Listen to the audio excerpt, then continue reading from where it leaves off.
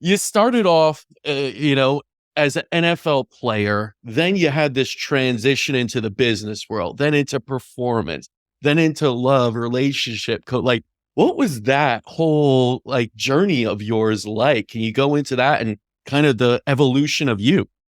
Yes, it's so interesting when you look back at it, and I look back in my life. I think this is with everyone who really has lived a little bit on this planet, but it's like it's almost like you're living past versions of yourself, and you're consistently transforming. And I look back to me as a football player, and I don't even recognize who I am, right? Who I was, I should say.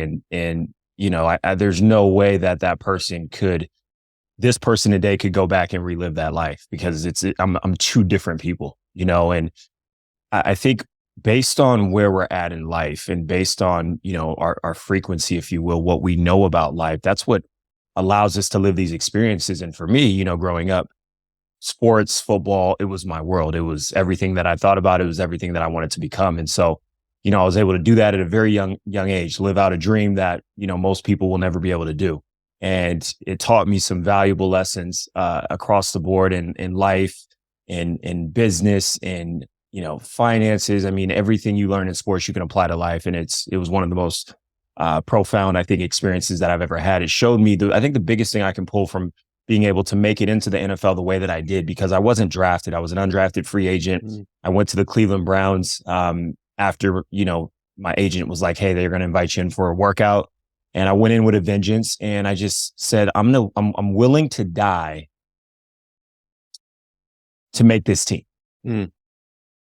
And everything that I did was in that vibration. It was a vibration it was an all out war, and I was willing to put my life on the line to be able to live out that dream. And I think that lesson I take into all aspects of my life, as well as, the friends and the people that I coach and help, is you have to want to change your life in order to be able to live a different life. And it can't be I just want to do it. It's got to be in your vibration, in your heart.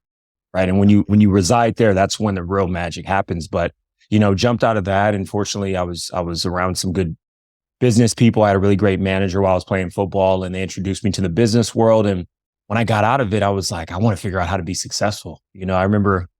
I laugh at this, but I remember I sent a marketing proposal back in the day when I was, doing a bunch of business ventures, and the marketing proposal was to this top attorney in New York. And it literally was like, "Hi, I hope you're well.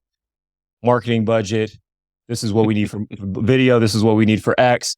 Thank you." Right. There was no deck. There was no explanation. And I laugh at that because we all have to start somewhere. Yeah. I think a lot of us are afraid to start somewhere or restart again for the sake of being laughed at or ridiculed or just not being enough. And we'll talk a little bit about kind of my journey in that lane of not being enough. That was a part of this evolution of me just realizing who I really am. And that kind of got me to where I'm at today, going through the Tony Robbins and the Brendan Burchards, and then, meeting Stephen Kotler and becoming a good friend of his and sitting on the board of the Flow Research Collective. It all was this transmission and transition into where I'm at today, which is to really create magic for people in their lives.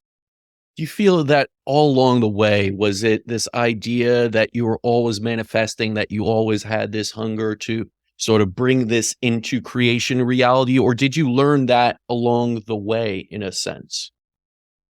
That's a great question. I think life is this variable of understanding, learning about yourself, living into whatever that is. So for me, at a very young age, 3-4 years old, I was playing sports three times a year: basketball, baseball, football, soccer, you name it.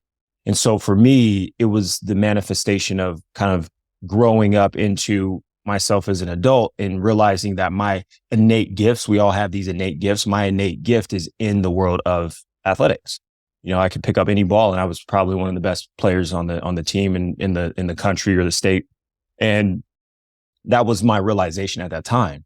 Right. But once that chapter ended, I had to figure out what that new realization or purpose is for myself. And, I thought it was business. And so I jumped into that. And, it was this trek and this search of not just understanding business, but understanding why people are successful in business. And as I kind of climbed through that tunnel, I realized that a lot of people who are successful in business aren't really successful in life. Mm. Right? They may be divorced. They may not necessarily live the kind of lifestyle that I want.